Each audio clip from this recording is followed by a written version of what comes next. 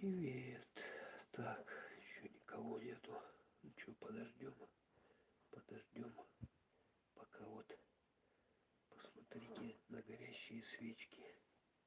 Я думаю, это прикольно. А я пока тут соберусь пока. Так, как-то же эти регулируются. Можно их тоже регулировать. Лампочки.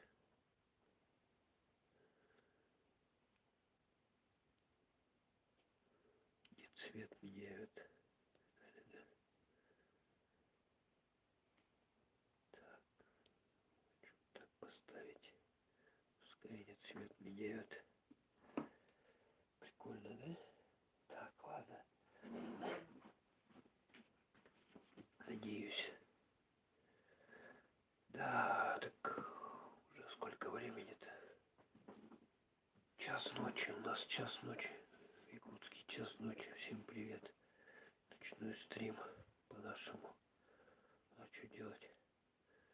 Сейчас будем варить кофе с мороженым. Похоже, вот я хочу сделать как это. Шоколадку надо, шоколадки нету. Ну, придется без шоколадки, значит. Ладно. Что будет, то и будет.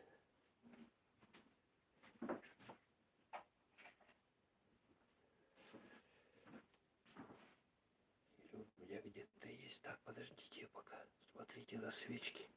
Я уже ничего не могу здесь сделать.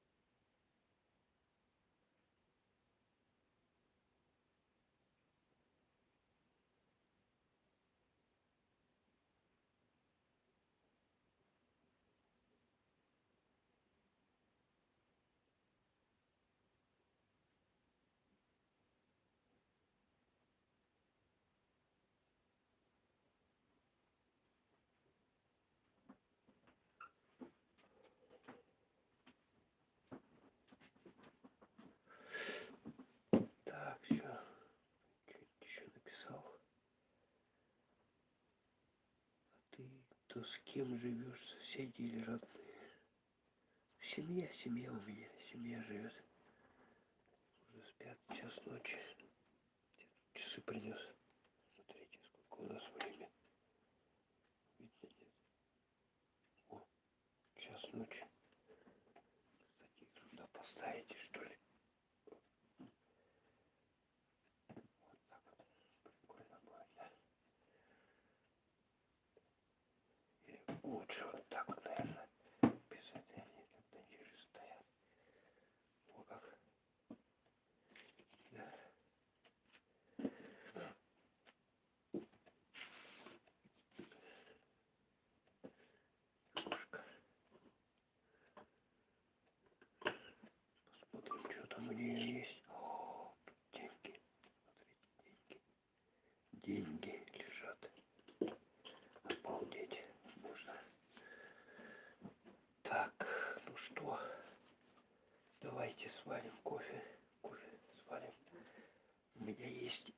сейчас перемолотое кофе. Короче, уже я сейчас молоть не буду, потому что час ночи, сами понимаете. Так, кстати, время сравнять. Ну да, правильно, это показывать правильно. Час ночи. Сейчас я посмотрю здесь сколько. Так, сколько время? Сейчас точно скажу. Час ночи. Все. Чуть-чуть подвести стрелочку.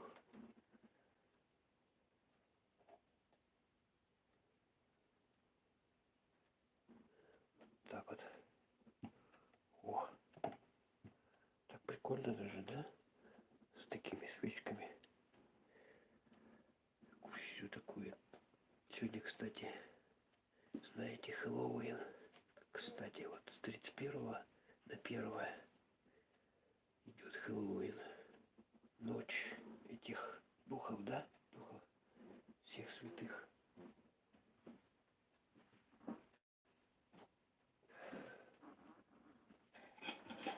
Так, давайте кофе. Я сварю кофе в кофеварке. У меня кофеварка есть. Так, подождите, мне надо, что мне надо? Я в чем буду делать мороженое-то? В стакане.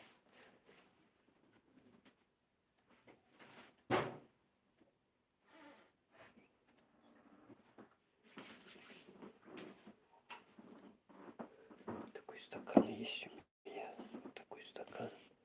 Так, тут отодвинуть надо. Что-то, что ли? Тут слишком все близко как-то. Видно не будет. Нифига.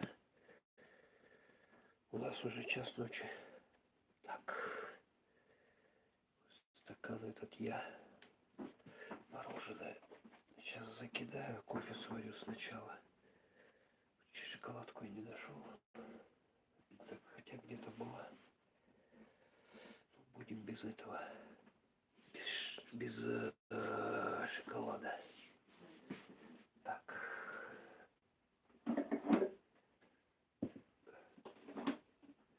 Обычная такая вот есть. Кофе. Ох, тут еще старый кофе. Я, кажется, его не помыл.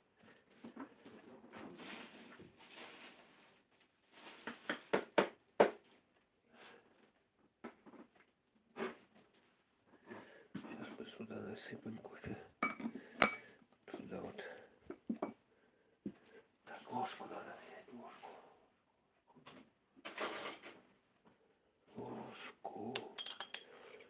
Перемеленное кофе. Ой, блин, мимо сыпануло. Как так? Бывает темно, ничего не видно.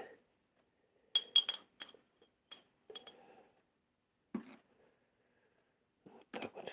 Насыпали кофе. Сколько? Да. Дайте-ка я тут уберу. Это сделаю. Все приберу. Чтобы этого бардака не было. Жуткого. Так. У меня тут час полная темень. Полная темень. У нас час ночи. Так, а сюда мы воды нальем. В эту вот.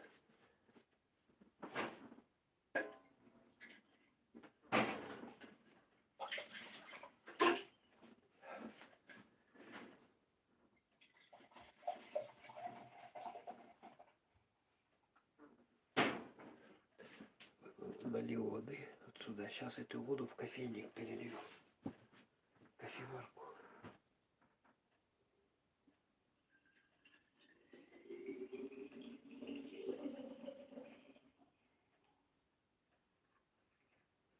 Так, перелил. Теперь надо открутить его. Ну, обычная кофеварка. Делонджи. Быстро варит. Так, тут надо включить. Кофеварку включить надо. Вот, включил. Сейчас она будет, короче, шипеть, когда вариться будет. Так, я тут нагадил. Всю грязь эту убрать. То я кофе просыпал. Есть какая-то примета, когда кофе просыпаешь мимо? Вот соль я знаю, когда мимо просыпаешь. Короче, какая-то фигня происходит, да, когда соль просыпал. Вот кофе, если просыпал мимо. Что бывает, интересно. Сегодня ночь всех святых. Кто знает, Хэллоуин. Ну, принято там где-то ходить по этим,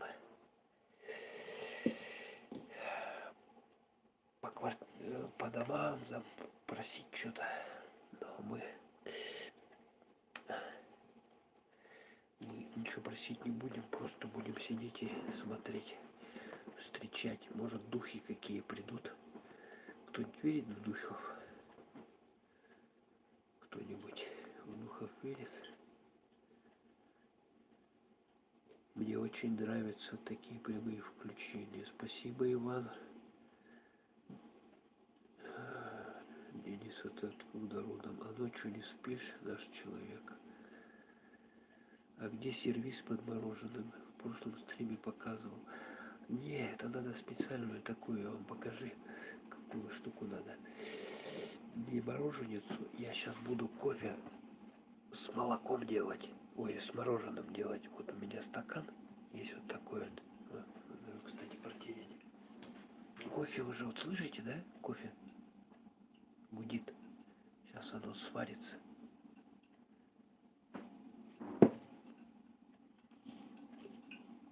Сейчас кофе сварится.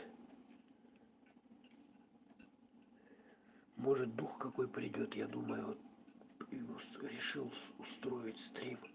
Черт его знает, да?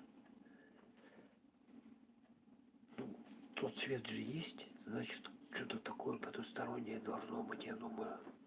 Черт его знает. Вот сейчас, смотрите, кофе закипит.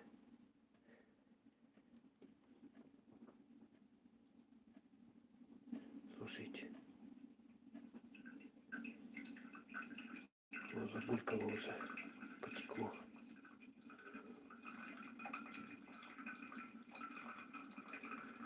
У нас уже час ночи.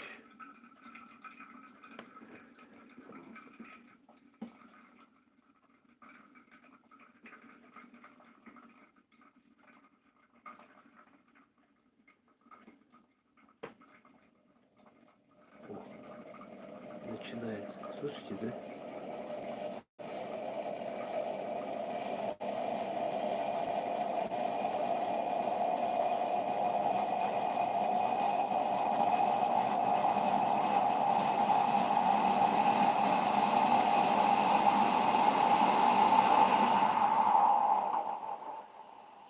Слышали, да?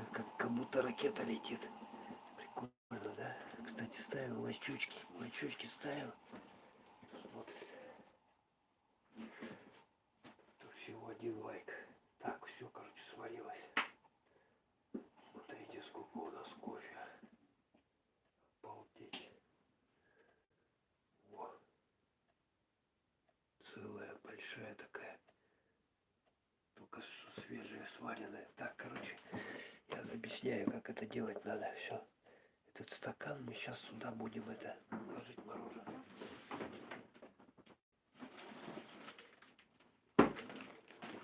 У меня тут вот мороженое, короче, осталось вот такой фирмы Столостёва. Это в Якутске фирма такая. Сейчас я ложу, короче, мороженое.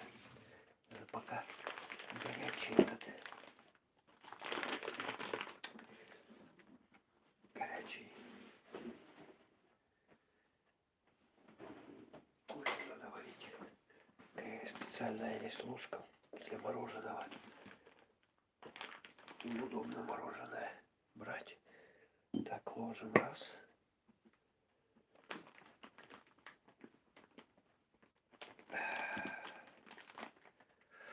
Короче, у меня что-то нос никак не прошибает. Заложенность носа. Я капаю, лечу, и нифига что-то не помогает. Ну так, температура ничего нету, просто какой-то насморк. Похоже на гайбарит или что-то такого плана. Ну, не гайбарит, конечно. Так. Так, вот место. Так, мы должны найти, что еще варенье положить.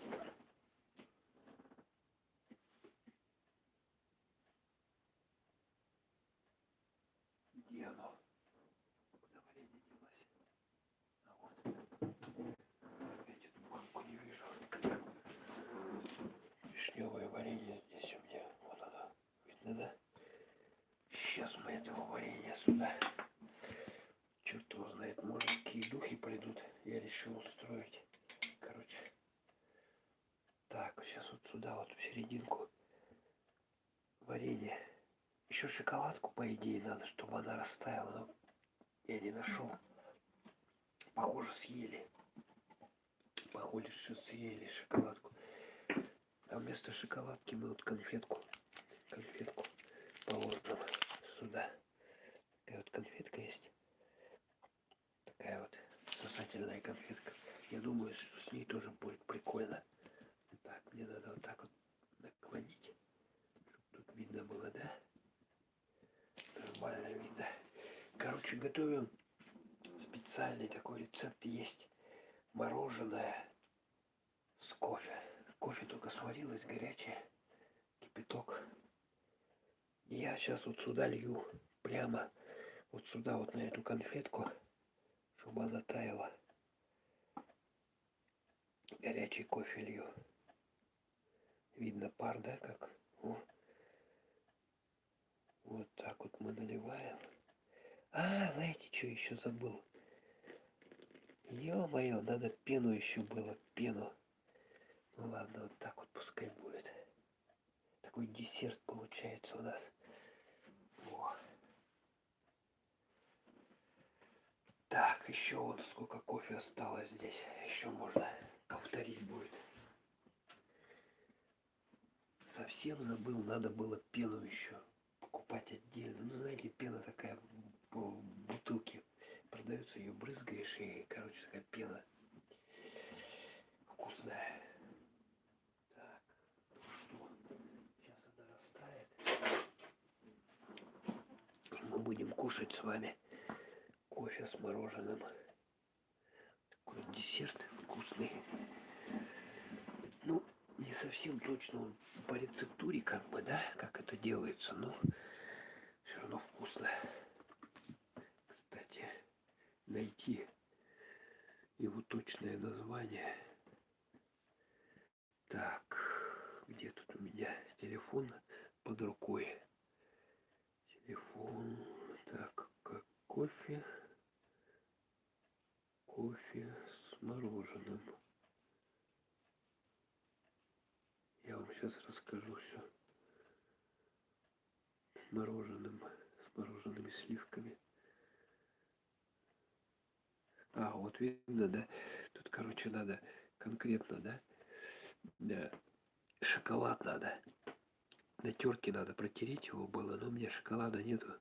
Что-то я не выходил уже, который день не выхожу с помещения. Так надо бы, можно было сходить купить, конечно. Ну, что-то не ходил. Влейте кофе в стакан для подачи. Кофе должен примерно на треть. Так, кофе с мороженым. Вон его как делают, видно, да?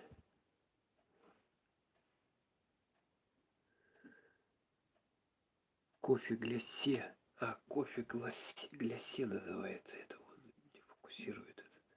Вот. Видно, да? Кофе молотый, вода, шоколад, мороженое, пломбир, сахар, 1 чайная ложка. Короче, вот тут показано, как его делают. Берется кофе, да? Вот это все, что нужно. А, шоколад протираем на терке. Видно, да? Кофе готовим. Горячий. Влейте кофе в стакан. Для подачи кофе должна быть примерно на треть стакана.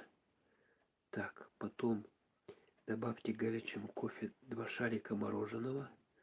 У меня 2 шарика, да. Прибавьте к горячему кофе 2 присыпьте сверху тертым шоколадом. О, понятно, да? То есть обычное явление. Мы берем наливаем кофе горячий, вот, а я наоборот сделал. Я мороженое, и потом в него горячий кофе налил. Какая разница, да? И вот шоколад, но шоколада, говорю, не было. Вместо шоколада я туда положил вишневое варенье и конфетку для вкусноты. О, смотрите, какая шикарная штука получилась. Я думаю, это вкусно. Давайте попробуем. Так, надо тарелочку. А то я опять тут все загажу. Так, давайте первый пробуем. О, вообще кайф. Знаете, такой нежный вкус молока. Так, где тарелка, да?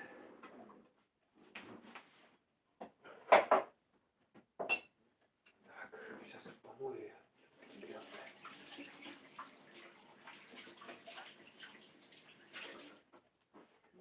Если плохо слышно, если надеваете наушники, в наушниках будет лучше слышно.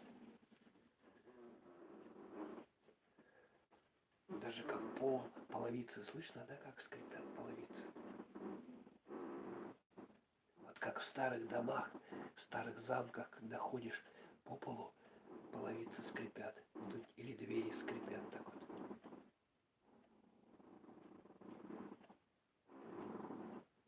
Прикольно, да?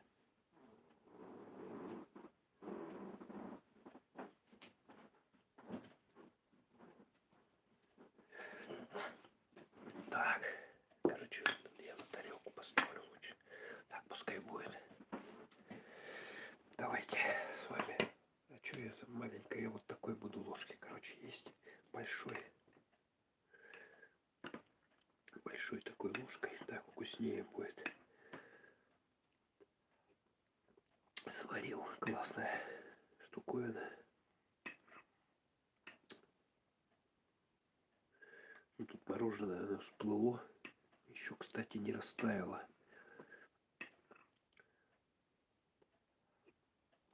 Вообще супер. Так что у кого есть там кофе, мороженое, можете делать. Шоколадку еще надо. Шоколадки не было. То тут ручку надо еще такую, чтобы можно было держать. Ну, специальную посудину. Кстати, я скажу вам, как она называется. Сейчас мы посмотрим. Так. Вот, смотрите, видите, да? Блин, давай наводись. Вот видите, тут как бы такой специальная посудина, да? Вот с этой ручкой. Вот ей удобно получается. Вот она, типа такая чашка, да? Не, она по-другому, она на тонкой ножке должна быть. Блин. Посуда под глисце.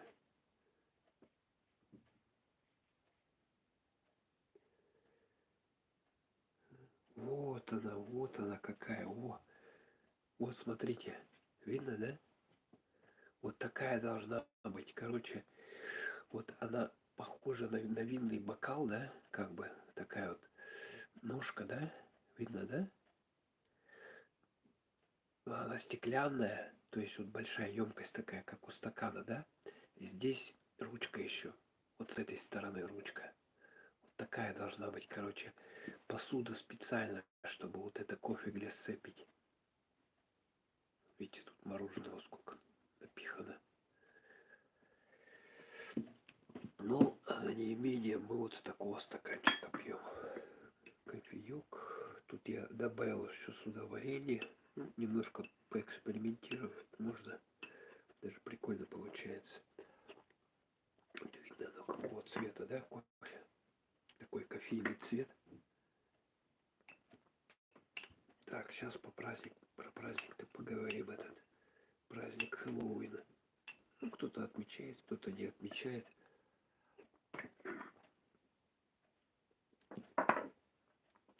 Ну, что сделаешь, мы же плюралисты. Поэтому у нас все праздники отмечаются, я так считаю. Давайте поговорим про Хэллоуин. Что, откуда этот праздник? Хэллоуин. Так, вот смотрите. Он, кстати, отмечается сегодня 31 октября. В Якутске уже 1 ноября. Потому что у нас уже, смотрите, на часы. Сейчас я наведу. Упс. Вот. Видали, да, сколько времени? Уже время-то 1:20. Хэллоуин. Так, что это такое? С чем его едят? Этот Хэллоуин. Википедия. Так, тут какие-то фильмы. Я набрал Хэллоуин, а мне он фильмы выдает. Так, сейчас заново. Хэллоуин. Праздник. Там кто-то ходит в коридоре. Слышите, половицы скрипят. Кто это? Кто там? Праздник. Сейчас. Так, о, нашел. Википедию сейчас почитаем. О. Дух, что ли, или кто? Дайте-ка я прогоню его. Что мне не нравится. Тут пришел, стоит в двери.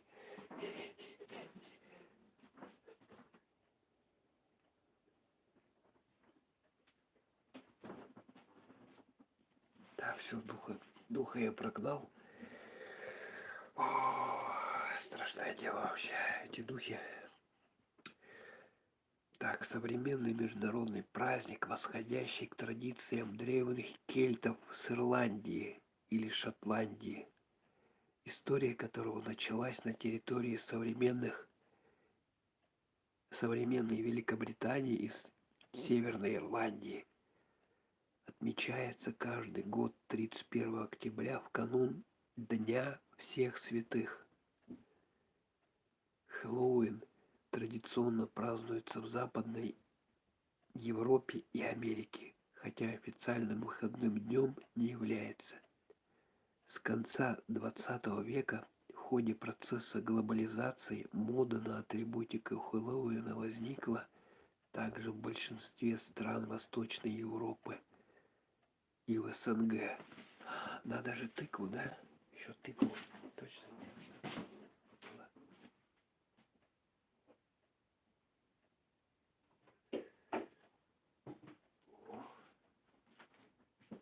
Слушайте, оказывается, есть тыква еще. Во. Вот она. Какая тыква же это, да? Тут надо прорезать эти глаза, да, как там делают. Вот она какая. Сейчас я просто возьму этот фломастер и нарисую на ней. Правильно? Чтобы у нас был полный антураж.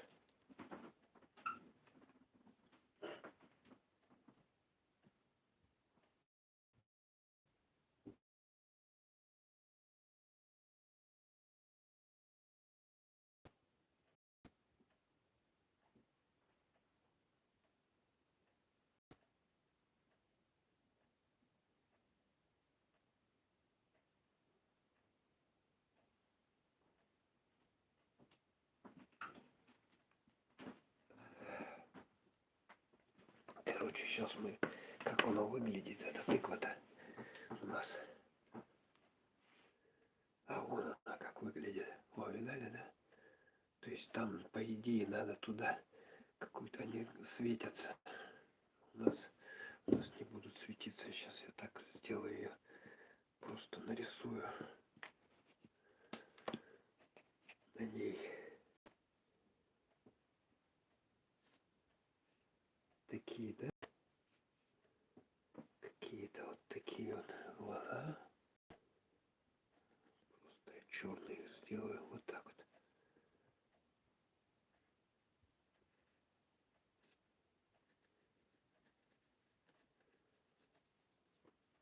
О, нос.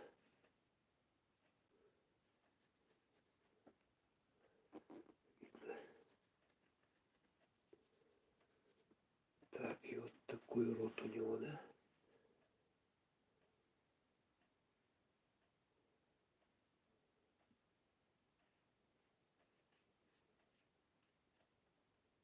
Так вот как-то.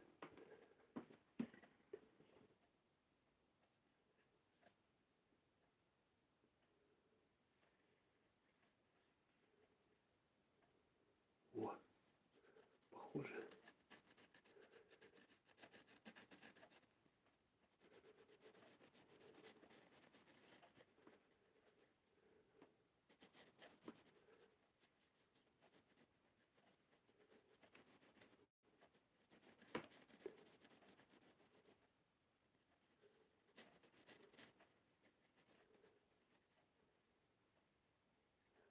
Я думал сегодня стрим устроить. А на какую тему даже не знал. Оказывается, праздник сегодня. Этот День всем святых. О, какой получился. Он даже светится, да? Как-то. Страшно.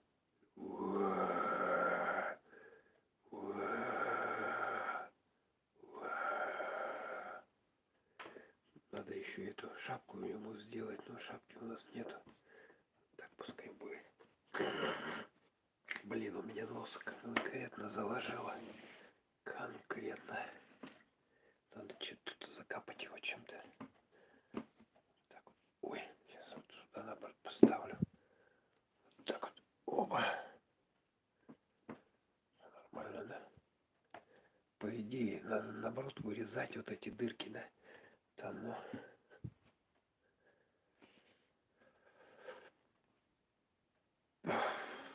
Ох, как. Чё, теперь уже полный, да? Полная схожесть. Так, кто что пишет-то? Давайте почитаем. Чат, видно, какой-то чат вот этот в Ютубе, да, в Ютубе стандартный. Эти надписи, они не пропадают. Комментарий читаю. Его еще нужно резать, доставать все изнутри. Не, сейчас я резать не буду, там лучше я приготовлю. Так, кстати, я не знаю, сдачи, что ли, сдачи привезли эту тыкву. Читай, клиенты, ты что, забыл? Да, читаю. Мы со старшей сестрой делали тыкве голову не в день всех святых, а просто так. Ну, я не знаю, по-моему, вот на праздник вот эту головешку делают светящуюся. Где она там? Сейчас я покажу вам. Вот она какая. О, видно, да? И вот такие вот делают. Там надо, короче, оттуда все вырезать, конечно, да. Я сейчас не буду это делать. Пускай такая будет. Так, и что дальше? Читаем дальше-то.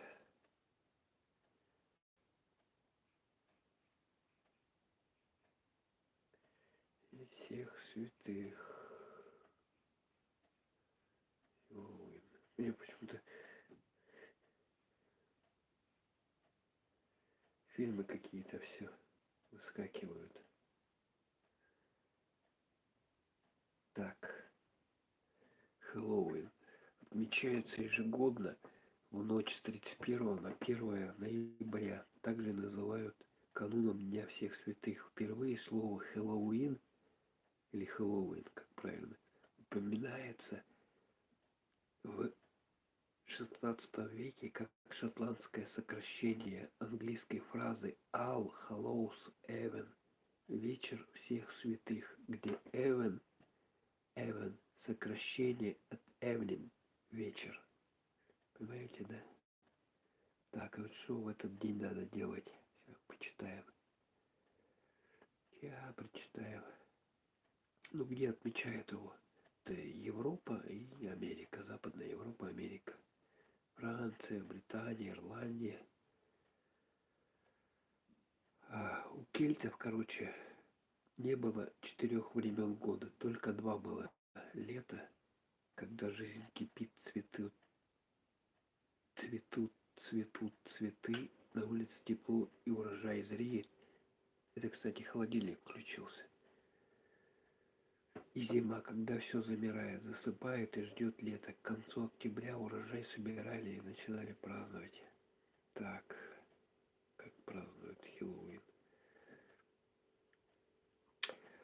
Так, что надо делать в эту ночь, да, с 31 на 1 ноября? По традиции взрослые и дети наряжаются в монстров. Так что если там у вас есть какие наряды монстров, вот у меня вот монстр, вот лягушка вот такая вот есть, вот такая монстр. И вот эта тыквенная головешка есть. А взрослые дети наряжаются в монстров, вампиров и прочую нечисть и ходят от дома к дому, прося сладостей, чаще всего с фразами по типу «трик о трит», что переводится как «кошелек» или «жизнь», или «сладость» или «гадость». Сладость или гадость. Вот, кажется, надо. Так, давайте прочитаем дальше про этот праздник. Праздник смерти. Самайн, канун Дня всех святых. И еще его называют, знаете, как Самайн. Вот этот Хэллоуин. А как правильно называть? Вот Хэллоуин или Хэллоуин? Ставить ударение в последнем, то куда угодно, правильно. И Хэллоуин, и Хэллоуин. Короче, как хотите, так и называйте. Нет тут здесь никаких проблем в наименовании. В этот день принято считать смерть и страх смешными. Видите, да? То есть надсмехательство над смертью. Наряжаться в костюмы всевозможной нечисти и веселиться. Само собой, традиции празднования Хэллоуин сейчас и несколько веков назад очень различаются, но любить праздник со времен меньше не стали. История Хэллоуин. Почитаем. Этот праздник впервые дал о себе знать в XVI веке. В названии получилось в результате изменения фразы All Hallows Even, где Even сокращение от Evening, вечер. Целиком фразу можно перевести как «вечер в канун Дня всех святых».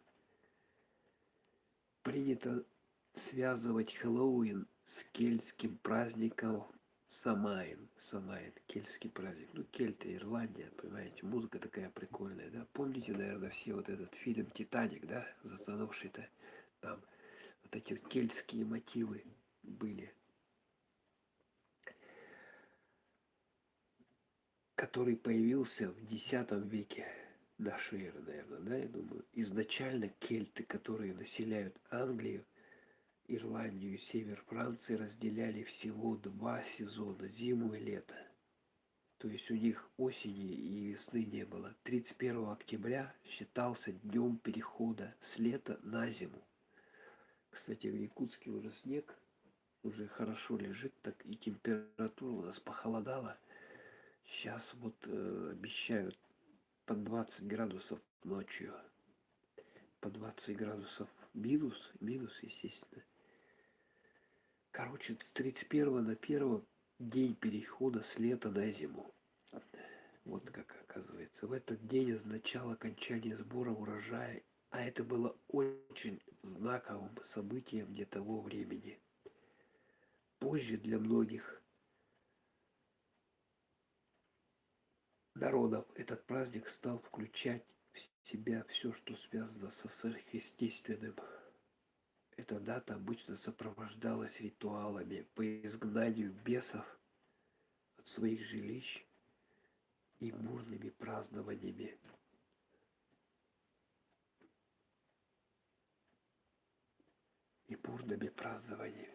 Так, мне надо потише говорить, шепотом надевайте наушники, как кто плохо слышит. Я буду шептать погромче.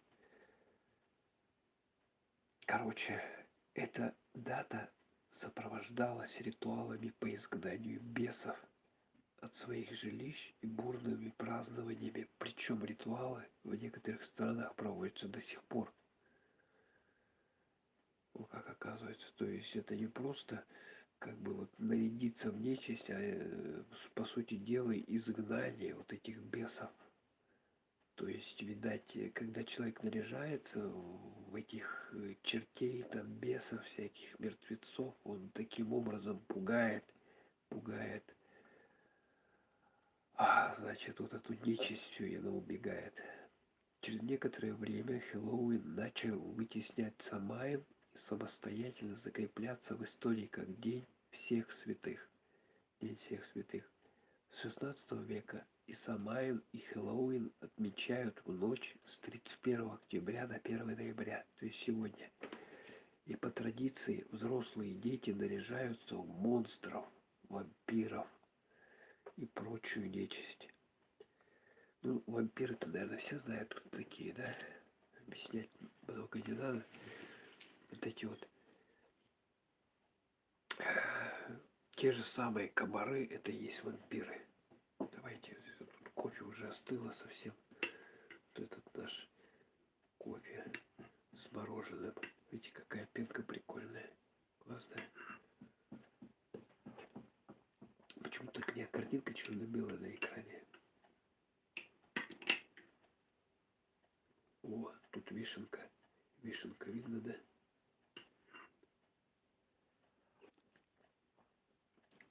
Вообще бесподобно. Его, кстати, можно пить. Просто пить.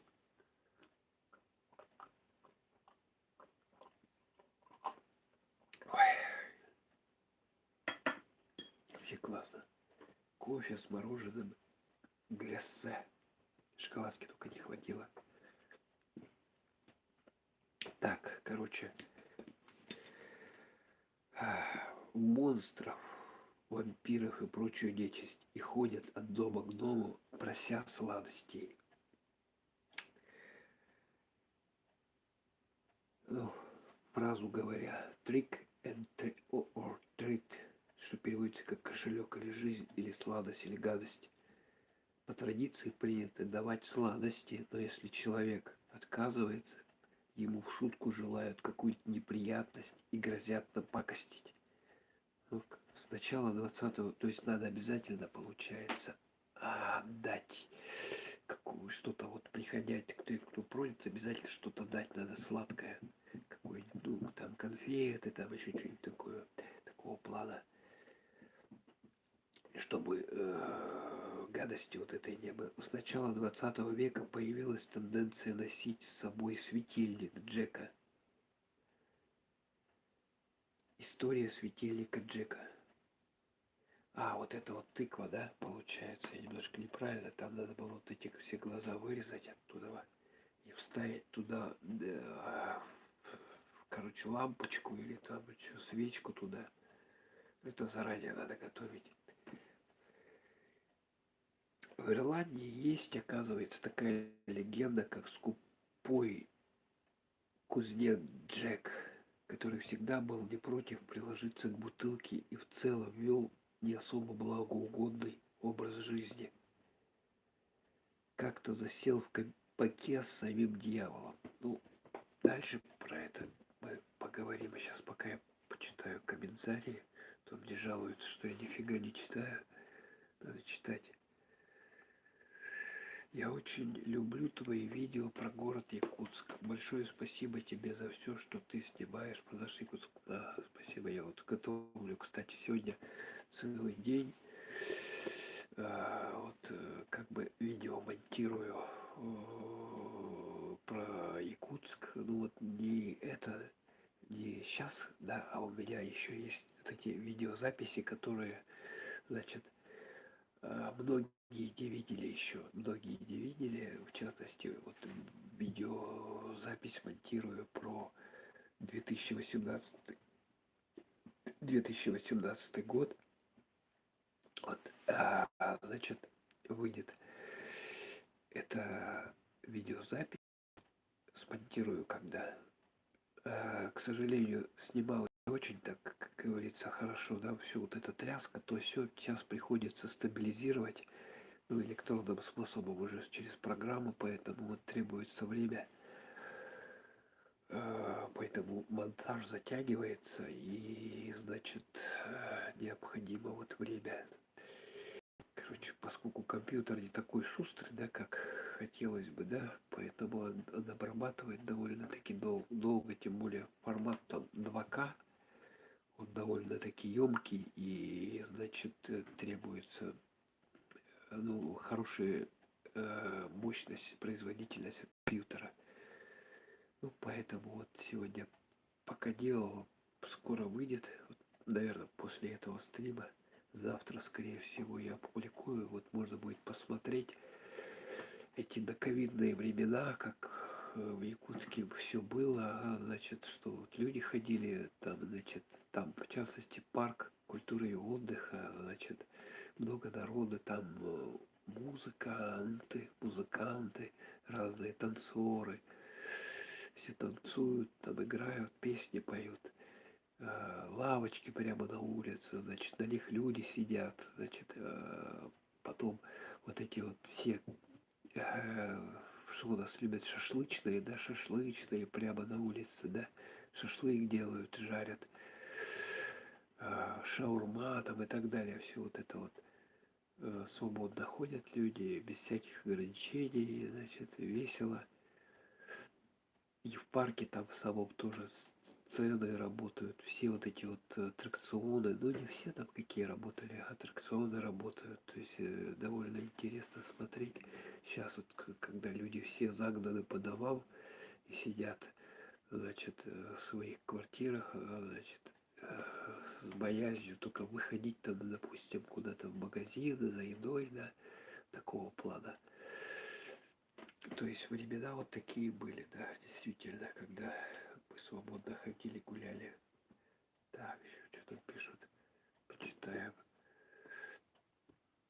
Почему редко снимаешь продаж Якутск или холодно стало? Ну да, сейчас особо не до ходьбы, я монтирую вот старые материалы еще, вам, и думаю, будет интересно это посмотреть, вспомнить. Там 2018 год, весна, значит, парк культуры и отдыха в Якутске. Интересно. Мне самому интересно, то есть уже сколько времени прошло, и вот эти старые видео тоже, когда пересматриваешь, вспоминаешь все это, короче, ностальгия.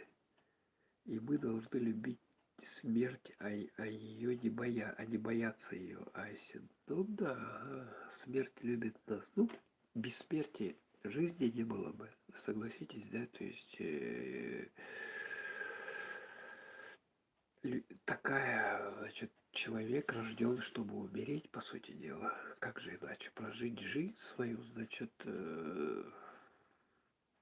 положительно надо прожить, конечно, положительно, гадости не делать.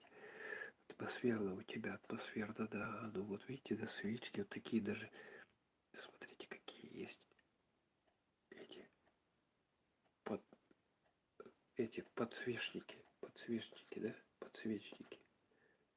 Такие подсвечники специально, когда они стоят вот на высоте, получаются, да, и безопасно, и широкие такие. Это где-то я нашел, я не знаю, где мы покупали, что-то, короче, я недавно рылся в каких-то своих старых коробках и нашел вот эти вот подсвечники. Прикольно, это сейчас открыл их, поставил. Думал выкинуть, нафиг не думал, нужны, то все, значит, а вот оказывается, это прикольно очень, подсвечники. Комментарий читаю, что его еще нужно резать. Ну этот голову, да, там, короче, целое дело. Там можно было отдельный стрим устраивать по этому поводу. Так, короче, давайте допьем кофеек, а то он тут уже остыл совсем. Кофе глиссе с мороженым. Ой. Очень классно. Тут остались 2 вишенки. И вот тут конфетка еще осталась. Конфетка, вот этот вкус добавляет особое определение.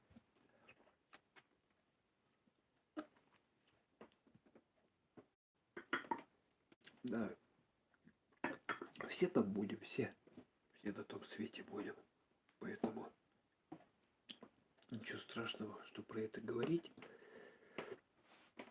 Так, история светильника Джека. Сейчас изучаем. В Ирландии есть легенда. Скупой кузнец Джек, который всегда был не против приложиться к бутылке. Удачи, успехов тебе. Я очень люблю твои видео. Спасибо, Иван. Спасибо. В Ирландии есть легенда. Скупой кузнец Джек, который всегда был не против приложиться к бутылке и в целом вел не особо богоугодный образ жизни, как-то засел в кабаке с самим дьяволом. Когда пришло время оплатить счет, Джек просил его превратиться в монетку. И когда дьявол это сделал, Джек положил монетку в карман, где лежал серебряный крестик. Властитель преисподней оказался у Христа за пазухой, и обратно вернуться в прежнее состояние не смог. Чтобы освободиться, дьявол пообещал Джеку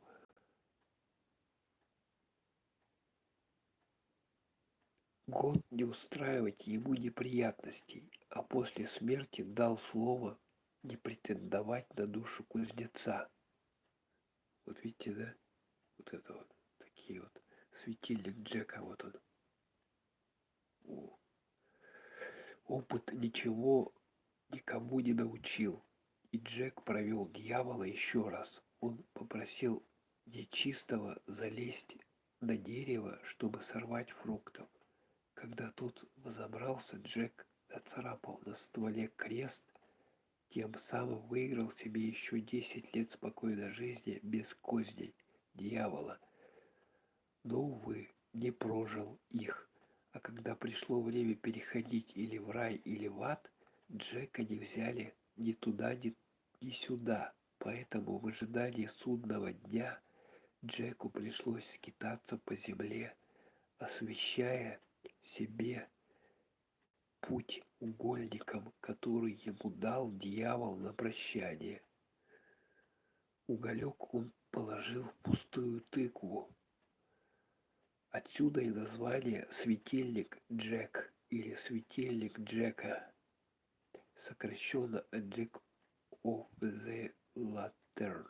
Сейчас вырезание тыквы – целое искусство. Проводятся конкурсы, турниры, а в 2013 году был установлен рекорд. В Америке одновременно зажгли 30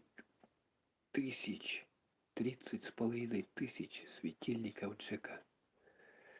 Вот, короче, вот такая штуковина с этой башкой, я даже и не знал, слушайте. Оказывается, бывает интересно, полезно иногда стримы вести, да, узнаешь что-то в процессе проведения стрима, ну, как надо же знать, да, чтобы что-то говорить. Так, то что еще пишут? Что парень так говорил, удачи, успехов. Да. Так, короче, вот этот светильник Джека. Короче, вот такая легенда существует. Ведьмы. Вот еще раз покажу, вот как он выглядит. Вот так вот он выглядит. Давай фокусируйся. Вот. Блин. Ладно, все поняли, да? Все поняли. Ведьмы. Ведьмы. Кто такие ведьмы? Несколько столетий назад никто бы не рискнул одеться в ведьму просто ради веселья, потому что его сразу же сожгли бы на костре. Страшное время для кудрявых рыжеволосых дам началось в 1486 году. Короче, создали Генрих Крамер создал книгу для охотников на ведьм, молот ведьм. Молот ведьм. Ну, кто читал, может быть, да? В принципе, молот ведьм можно даже где-то найти. Ну, кому интересна эта тематика, может почитать. Стоит сразу уточнить, что есть несколько теорий о том, почему он решил ее написать. Первая гласит о том, что он был зол из-за провала на судебном заседании, в котором обвинили несколько женщин в колдовстве, а их оправдали и тонко намекнули Крамеру, мол, что ты, приятель, слишком агрессивен, займись чем-нибудь еще. Другой причиной называют просто трудности Крамера с прекрасным полом. Так или иначе, Генрих начал мстить им, женщинам, и написал такую книгу под названием «Молот ведьмы». Книга вышла, ее начали активно использовать по назначению, причем распространять ее было довольно легко для тех времен, ведь в 1454 году появился печатный станок. Ну, стали печатать книги, короче. До этого, кто не знает, книги их писали от руки, значит, вот эти целое дело. Короче, книги были дорогущие, их было мало, потому что их приходилось переписывать, то все. А с изобретением печатного станка все это дело упростилось, и массовость книг стала. Книги стали более доступны. Так, плюс доносить на тех, кто якобы показал тебя колдуном, было решено выгодно некоторым людям. Перешел тебе дорогу сосед, а ты раз и превратил, что он колдует. Приврал, что он колдует. То есть можно было кто-то тебе не нравится, да, допустим, сосед твой, да, там по лестничной площадке или над тобой, да, не нравится, можно было взять, достучать на него, придумать, что он колдун, да, и его приедут, там инквизиция схватит, и это самое, будут пытать его, на костре жечь. Стоит ли пояснить, что большинство наказанных вообще не имели отношения к магии? Вот оказывается как. То есть это был такой определенный способ мести. В 1735 году первой страной, которая перестала считать колдовство преступлением, стала Великобритания. Последняя казнь в Европе за магией датируется 1782 года. Это была Анна Гельди. Больше официальных случаев не зафиксировано. Ну да, там потом вот эти масоны пошли, да, а у масонов, знаете, наверное, да, у масонов эти все были вот эти обряды, они, значит, они же сами как маги были. То есть это колдовство у них, это обряд какой-то, то все. Ну, масоны до сих пор они существуют, вы все знаете, да, там и масонские ложи до сих пор существуют. Они практически в каждой стране есть вот эти вот масоны, которые, значит, занимаются вот этой деятельностью, да. Ну и поэтому в 1731 году колдовство не стало преступлением. То есть возможность колдовать, заниматься магией стала уже не преследоваться. Больше официальных случаев не зафиксировано. Вот так вот.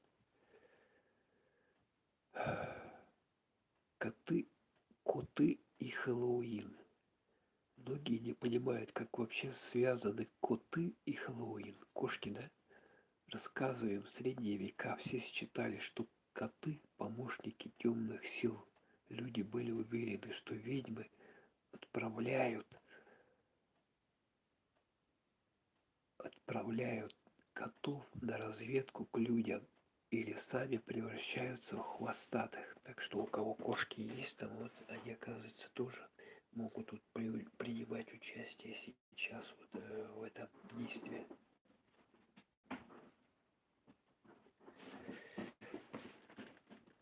Так, люди были уверены, что ведьмы отправляют котов на разведку к людям или сами превращаются в хвостатых. Так что через некоторое время, когда страх у людей достиг своего апогея, котов и ведьм начали массово истреблять. Представляете? котов, кошек даже судили. Обалдеть. Вот это времена были. Кота, значит, такого поймают, да, и его это в суд тащат, в тюрьму, да, потом сжигали, да, ужас вообще. Котов даже судили, одевали в человеческую одежду и выносили приговор котам. Вот этого я не знал. Теперь же котикам активно украшают дом к Хэллоуину. Да не только дом, но и самих котов. Они ведь по праву считаются одним из символов кануна Дня всех святых. Кстати, знаете, кого еще? Каких животных на Хэллоуин, да, любят? Летучих мышей. Летучих мышей вот везде вешать, да, как бы вот это атрибутика Хэллоуин, да, то есть она несет летучая мышь. А от чего коронавирус пошел? Все, наверное, помнят, да? Коронавирус от чего пошел в Ухане? От летучих мышей, кстати, которых сожрали в супе люди. И вот от этого мутации, да, от этой летучей мыши, от этой еды человек этот вирус подхватил, коронавирус вот этот, да, COVID-19, который, значит, и уже это все распространилось потом по всему земному шару. Мы сейчас уже сколько погибших, сколько людей, миллионы людей умерло, да, и, значит, вот у нас сейчас локдаун, все никак не могут побороть, все больше и больше людей заболевают, умирают от этого, значит, от этой болезни, там где-то даже уже эти морги переполнены, там, короче, очередь даже в морге сейчас существует, потому что вот не хватает не то, что уже мест для лечения, да, там или чего-то не хватает, просто уже мест в моргах не хватает, где этих мертвецов хранить. Но они же коронавирусные, вы просто так не возьмете его, да? Там вам его никто не отдаст, это тело, потому что оно зараженное. Если вам отдадут мертвого коронавирусного человека, вы заразитесь сами, заразите, и это все заразит, короче, окружающую среду, поэтому их как-то хоронят по-особому. Ну вот я видел в США, там для них на каком-то острове вырыли эту самую такую братскую могилу, большую так, траншею, да, ну, глубокую такую, метра 2 глубины, или 3 даже, да, или 4. И вот туда вот эти вот гробы, их складывают друг на друга. Вот эти коронавирусы, кто от коронавируса, то есть их даже в отдельном месте хоронят. Понимаете, да? То есть, чтобы вот эта вот инфекция, она не распространялась, их даже такие особые меры захоронения используют, потому что, ну, эти мертвецы реально представляют опасность для живых людей. Так, кто что печатает? Написал. Чат, видны все сообщения. Прочитал выше мой комментарий про рассыпанном кофе. Сейчас прочитаю. Сейчас прочитаю. IC прочитаю. Я же кофе просыпал перед началом стрима. Это было что-то с чем-то. Кубик льда. Мы не праздновали Хэллоуин, да, отмечали День водителя. День водителя, Хэллоуин. Завтра тоже сделаю кофе с мороженым. Это был лучший напиток вообще в жизни, который я пил. Филипп написал.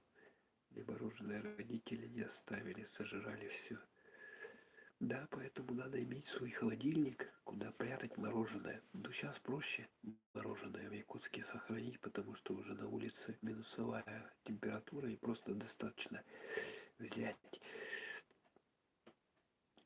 форточку там ось прибить, ну, задней стороны форточки, да, окна, и туда вешать, значит, пакет с мороженым. Тогда в любое время будет мороженое. Сейчас вот, пожалуйста, без проблем. Так, еще. Так, про кофе-то, да? Что там про кофе было? Я как-то пил в Москве холодное кофе со льдом. Ну да, можно такое тоже пить, но я не знаю, это даже ерунда какая-то. Что-то мне захотелось мороженое среди ночи. Ну, служба доставки сейчас, наверное, не работает. Айси, похоже, ты меня заразил через экран. У меня тоже появилась заложенность носа. Ну, а вы знаете то, что болезни, они переходят даже вот таким образом, бесконтактным, честно скажу. Есть такая психосоматика, такая наука, да, значит, по которой заболевание можно даже внушать, просто внушать на, ну, психологическое состояние зависит от, значит, болезни зависят от психологического состояния. То есть можно, допустим, гастрит вызывать вот какими-то словами определенными, да, боли там, допустим, где-то в каких-то частях тела тоже можно психологически вызывать, да, с помощью определенных слов. Ну, гипноз, типичное понятие гипноз, да, то есть с помощью гипноза гипнотизер может делать с человеком многое. Кофе с молоком, ой, с мороженым, да. Иван Чувашов приехал в Якутск в августе, и мне тут нравится, чем в Алёпинске. Ну да, и, конечно, Якутск-то он большой, тут вон сколько театров, всяких культурных мест, можно куда съездить. Ну, большой Якутск вот за последние, там сколько, 20 лет, он вот в 90-х годах численность города была, сейчас я вам скажу, сколько в 90-х годах была, около 200 тысяч, 180 тысяч где-то человек, да? А вот на данный момент, да, включая пригороды, 350 тысяч. Что должно произойти? А вот Айси написала комментарий, да, извиняюсь, не прочитал. Любой рассыпанный сыпучий продукт приведет к ссоре и скандалу. Исключение составляет только сахар, поэтому и рассыпанный кофе не является исключением и привлечет ссору и недоразумение в дом. Да уж, кофейным порошком может и вызвать недовольство и недоразумение между близкими людьми вместе с прорехой в семейном бюджете. Второй версией происхождения этого поверья считается то, что любой рассыпанный сыпучий продукт приведет к ссоре и скандалу. Да. Связано такое поверье может быть в первую очередь с тем, что качественный кофе достаточно дорогое удовольствие. Ну, не знаю, я вот кофе, конечно, можно за разные деньги покупать, да? Но я покупаю сразу по килограмму кофе. Его продают, вот Эльдорадо продает, М-Видео продает, там, где кофемашины, у них же кофе можно купить. Поэтому, исходя из вот этой цены, там, допустим, 1000 рублей, да, килограмм стоит, это у вас 100 грамм, 100 рублей. По-моему, нормальная цена, да? 200 грамм, 200 рублей. То есть вот в таких пределах, ну, я не думаю, что это дорогое кофе. Дорогое кофе, оно, наверное, стоит уже на 2 порядка выше. Кофе рассыпан по столу. Народное поверье рассыпанном по столу кофе говорит о том, что такое небрежное отношение к благородному напитку обязательно приведет к семейной ссоре. Ну, посмотрим, как что будет.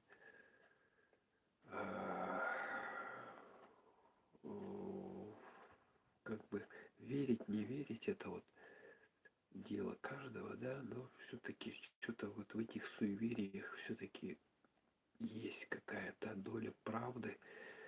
доля, значит, чего-то такого жизненного, народного опыта. Смерть любит нас, да, если смерть любит людей, это точно. Поэтому все там будем, поэтому надо готовиться к смерти всю жизнь. Наверное, все еще жрут эту гадость. Да, прочитал комментарий. Так, вот таким вот образом. Свечка догорает, смотрите уже, вот это догорает. Сейчас она полностью догорит, я думаю. Уже 2 часа. Смотрите, 2 часа у нас. Может, какой дух придет. Сейчас посмотрим. А вдруг вы увидите тоже это явление духа. Сегодня вообще духи приходят, или вот они, я знаю, еще в канун перед Рождеством духов вызывают. Ну, это вот по православному, да? Как бы по вере, да, тоже есть определенные дни. Ну, это уже рождественские там праздники, когда тоже есть такое поверье. Там даже гадают специально, да? Гадания устраивают какие-то. Тоже верят, что вот в эти дни как бы нечисть вся, она начинает выходить наружу. Но у нас сегодня Хэллоуин с вами. Такой вот Хэллоуин. Так, дальше читаем, что там у нас. Так, короче, все поняли, да, что, оказывается, раньше котов судили. И их одевали в человеческую одежду, котов, и выносили им приговор. Это в средние века. Представляете, когда инквизиция существовала? Так, украшения к дому, к Хэллоуину, да? Ну вот украшают, соответственно, да? Паутину вешают, мумии какие-то, да? Мумия это что такое? Это мертвое какое-то существо там, то есть оно высохшее, тело такое, короче, его, значит, зачем-то надо ставить, короче, мумию, паутину ставят. Тыквы, вот тыквы должны быть, да? Летучая мышь, вот смотрите, про что я говорил. Вот летучую мышь еще надо вышить, от которой коронавирус, кстати, пошел, от летучей мыши. Знаете все, да, вот от этой гадости, потому что и люди же в Китае стали жрать. И вот эта зараженная эта мышь, она попала, короче, инфицированная псырынка попала, короче, в суп или что там с этой летучей мыши делали, да, и человек, съев ее, значит, этот вирус, он заболел и перенес эту болезнь другим людям. От этого инфекция пошла. Вот летучую мышь надо вешать, тыквы, паутины, пауков надо вешать, пауков. Вот тут даже как сделать воздушный шар или шарик, марлю.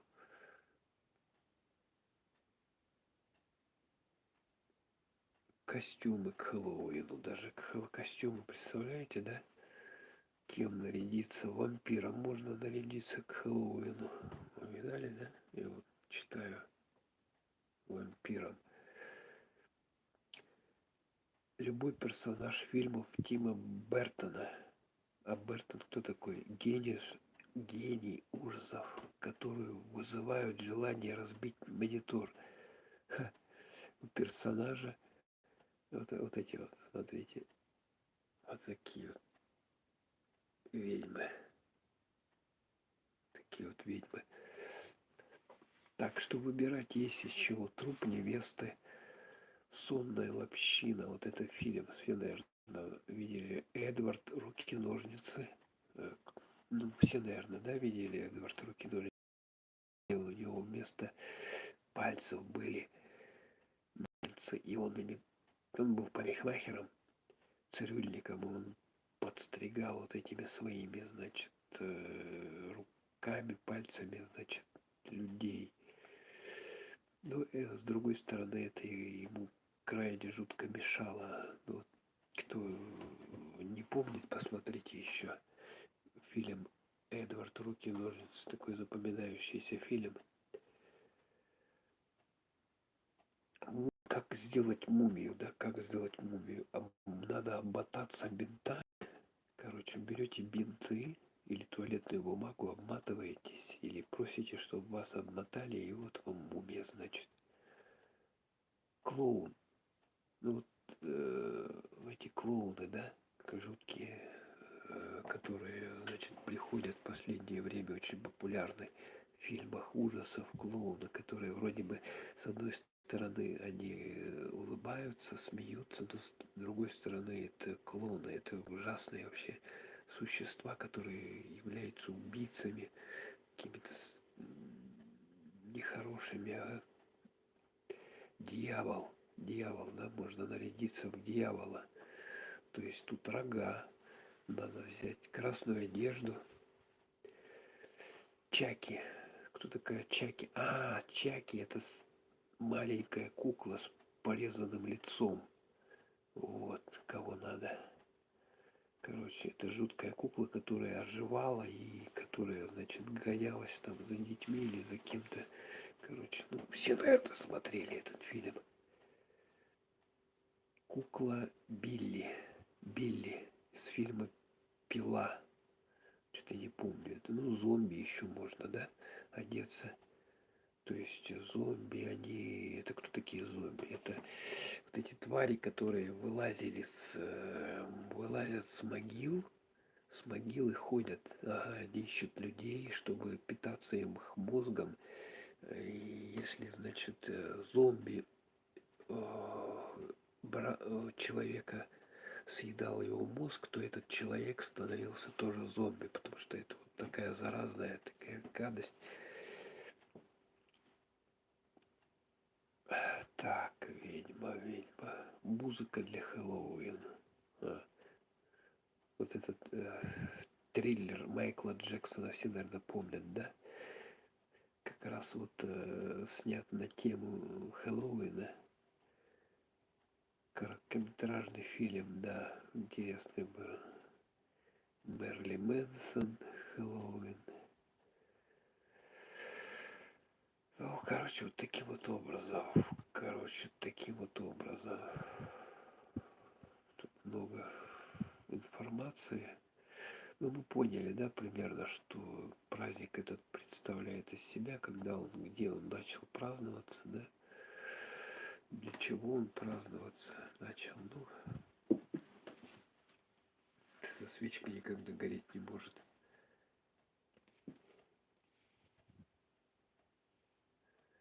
Она вроде бы уже, это самое, все уже тут, короче, смотрите, да, она уже сгорела, но она все равно горит там.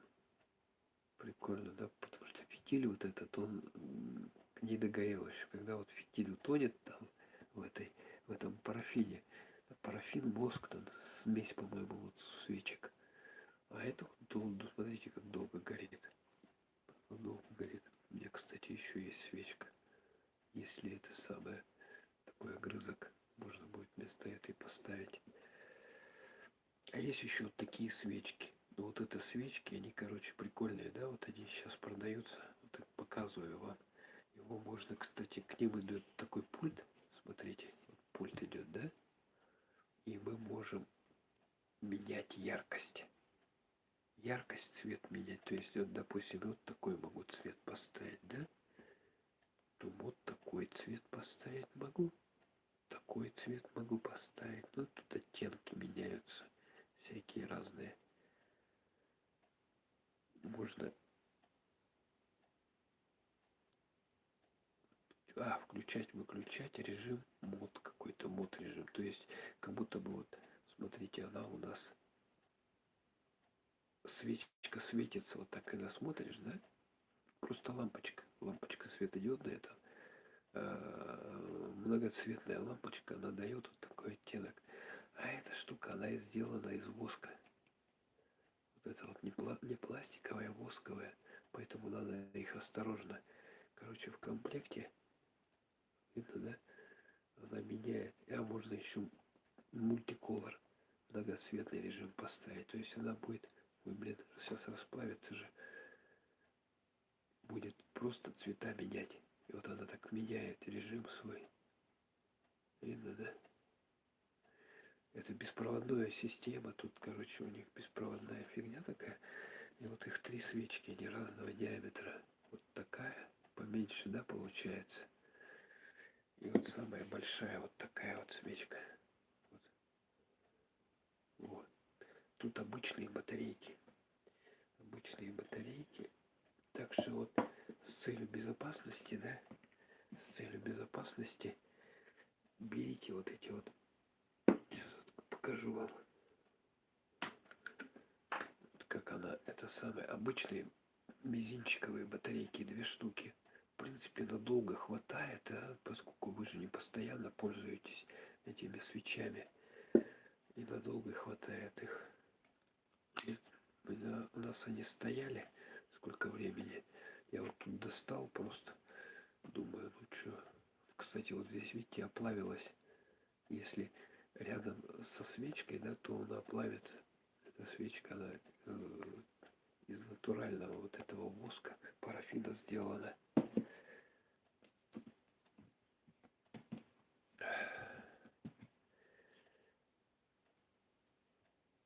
Можно выключить. Как выключается-то? А, вот. Вот можно выключить. Видите, выключил их.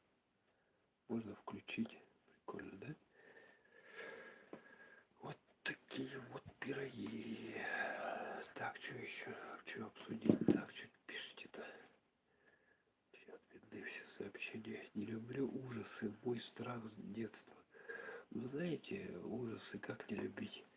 Все равно кровь, там, смерть, это страдания, да, это естественность жизни. Без них, без смерти, без страданий жизнь невозможна. Поэтому надо к себя приучать к этому. Не надо бояться там чего-то постоянно. Так, ага, ни с того ни с сего у меня родаки поссорились, а у меня не спросили. Ну, в семье обычно ссорятся, да, родители.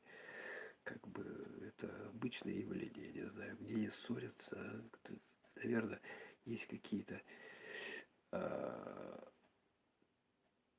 у людей уже свои понятия, у каждого же, там, у жены, у мужа свои взгляды на жизнь, да, хотя и живут они как бы уже, но привычки-то свои остаются, поэтому как бы понимание жизни у каждого свое, поэтому вот, чтобы было идеально в семье, да, такого, наверное, только в сказках, наверное, бывает. Поэтому, ну, поссорились, как поссорились, так и помирятся. Потому что, ну, главное в любой ссоре это не помнить эту ссору. Не надо помнить вот это вот, запоминать то, что что-то было, когда-то кто-то кому-то что-то сказал, все это вспоминать, понимаете, да? Ну что, ну смысл какой? Ну, поссорились там, потом забыли это, да? И вспоминать это, ну, смысл какой? Себе только жизнь портить вот этими воспоминаниями. Надо положительное вспоминать. Вот это вот приятно, да? Как бы, потому что все равно человеческая жизнь, она проходит довольно быстро. Довольно быстро, кстати, жизнь проходит. Поэтому смысл тратить на негатив время, значит, нет, это не надо. Во-первых, вот уже хорошо то, что люди живут, да, человек живет, вот он имеет возможность просто даже вот смотреть, да, смотреть, созерцать что-то, да, а тем более чувствовать вот вкусы, запахи, приятные там ощущения какие-то, да, это уже великое уж благо. Великое благо, потому что когда человек умирает, это все сразу же пропадает. То есть в процессе жизни надо получать удовольствие от самой жизни, какая бы она ни была, там, допустим, с деньгами, без денег, там, допустим, ну хорошо, конечно, когда есть деньги, да, в достаточном количестве, чтобы на все хватало, да, как бы говорится. Но все равно даже бедный человек, он получает удовольствие, он уже понимает, ага, что он живет. То, что вот эта возможность есть, смотреть, да, ходить, значит, это уже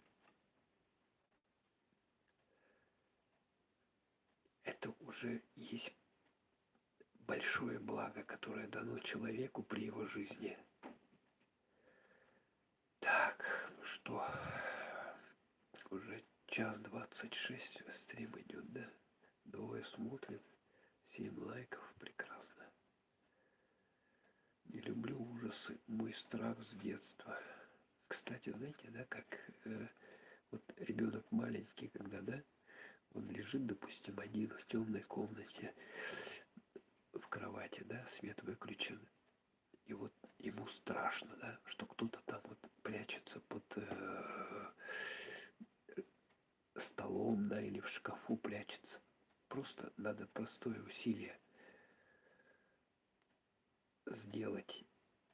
Тогда этот страх будет разрушен. Надо встать, заставить себя встать и пойти туда,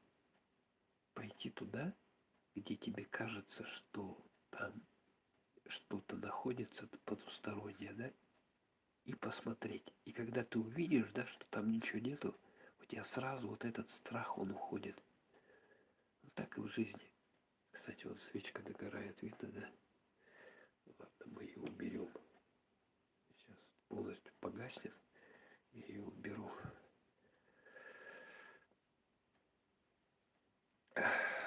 Так. А я вот не хочу получать стресс и расстройство психики. А не надо получать стресс, расстройство психики. Надо просто не бояться этого. Надо не бояться видеть кровь. Надо не бояться видеть смерть. Надо не бояться видеть страдания. Потому что все мы придем в один момент к этому, ко всему придем. И чтобы пережить это, да, пережить страдания, пережить вид крови, стресс, смерть, надо себя приучать к этому. Иначе просто можно не пережить такой стресс и самому умереть. А это не надо.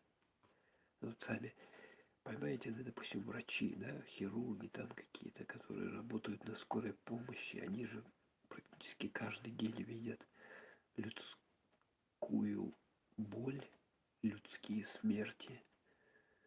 И если они будут в этот момент неадекватны, значит, если они будут неадекватны, они не смогут правильное решение принимать, да, допустим, приехали, и там лежит человек, которого там, ну, распилила, значит, там пила, допустим, да, пила распилила его. Как? И вот этот врач приехал, ему надо что-то делать, а он увидел этого распиленного человека, еще живого, да, ему же надо делать, то есть он бояться не должен этого вида, да, он должен с трезвым рассудком решение принять, что делать, чтобы сохранить жизнь этому человеку. Понимаете, да? А если он будет, врач приехал, значит, ему стало плохо от вида, да, больного, да, значит, упал в обморок, или ему там руки затряслись, он перестал адекватно мыслить. Такого же не должно быть. Правильно, да? Так, что там еще пишут? Это связано с ссорами родителей. Ну да, принципе, я говорю, ссориться там можно, да, как бы, да, даже это без этого никак невозможно. Ну, конечно, ссора с ссором рознь, да, я понимаю, да, иногда там дерутся, допустим, да, там муж жену убьет, да, вот этого не должно быть, конечно, да, в жизни семейной. Ну, можно там, допустим, какое-то, вы не сошлись мнением, да, насчет чего-то, да, допустим, там, как говорится, поспорить, да, а в споре рождается ведь истина. Главное, значит, объективно, логически мыслить, для чего кому там это нужно, значит, что в результате, как это на семью повлияет. Значит, вот эти вещи надо, короче, здравый рассудок, главное, здравый рассудок во всех делах. Так, ну что, давайте, наверное, сейчас вот это загорит, и я, наверное, завершу стрим. Уже надо спать. И вам тоже надо спать. Сейчас время уже, смотрите, 2 часа 26 минут. Якутское время. Ну, как она долго горит-то, а? Там у меня еще кофе есть. Его надо будет разогреть. В микроволновке я разогрею, да допью, наверное, еще. Ну, а вам всем приятных снов сегодня ночью, чтобы ужасы не снились. То все, как бы, надо понимать, что все это, как бы, все эти кошмары, они приходят и уходят. Поэтому не надо на этом зацикливаться, на этих кошмариках. Надо забывать их. Надо помнить только хорошее, что в жизни есть. Тогда у вас будет все хорошо, и психика будет хорошая, и здоровье будет хорошее, и, значит, проживете вы долгую, хорошую жизнь. И надо помнить обязательно, что вне зависимости от того, сколько у вас там денег, да, то все, жизнь, просто когда человек живет, это и уже есть великое благо. Великое благо, которое вот нам дано Господом свыше. Ну ладно, давайте будем прощаться.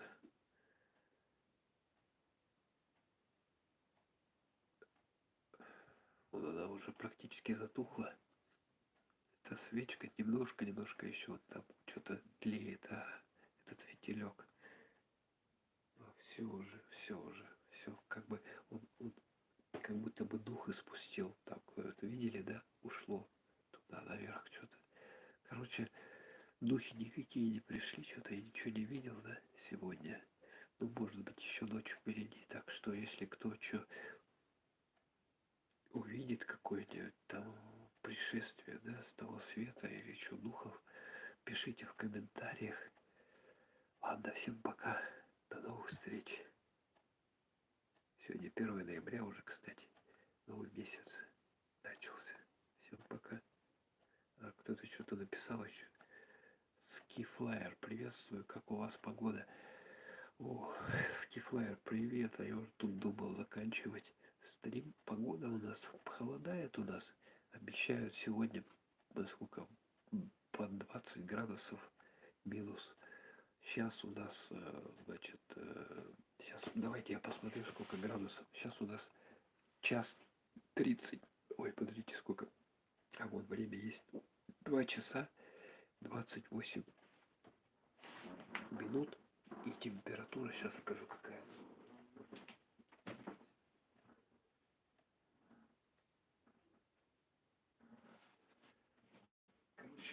Короче, на градуснике, который висит за окном, температура минус 12 градусов в Якутске. Ну, сейчас 2 часа ночи, да, половина третьего. Поэтому обычная температура опускается где-то к часам 5-6, самая минимальная. Да, так вот. Сегодня, короче, я думал, дух придет. И нифига никто не пришел. Только вот подписчики приходят. Такие вот свечки прикольные, смотрите какие. Вот. Тут у нас этот тыква. Вот это Джек, да? Маска Джека. Ну, надо было мне вырезать, подготовить, но я так просто нашел тыкву какую-то. И вот у нас чудище здесь. Вот лягушка такая. Жаба. Вот таким образом. Хэллоуин, короче. Изучали сегодня историю этого праздника, откуда чего пошло, ага, как бы мы же плюралисты с вами, то есть, ну, не можем отрицать чего-то такого, да, как бы того, что существует у определенных людей, да, как бы вот это все-таки поверье отмечается довольно интенсивно в европейской части, значит, мира и Америки. У католиков вот этот праздник католиков, по сути дела, да, но в то же время он в последнее время пришел и в Россию, то есть молодежь как бы имеет склонность отмечать его, да, то есть, ну, нравится, видать, форма вот эта вот интересная, да, как бы с фильмов про магию, вот этот Гарри Поттер там и так далее, да, все это им нравится, и они подражают как бы этому всему. Ну, ладненько, что, давайте прощаться уже. Я уже 1:37 стриблю, уже надо спать, ложиться. Так что вот у нас зима, да. Зима, сейчас все холодать будет еще. В квартире уже стало прохладнее, кстати. Должны добавить отопление, тогда будет нормально уже все. Ладно, все, всем пока.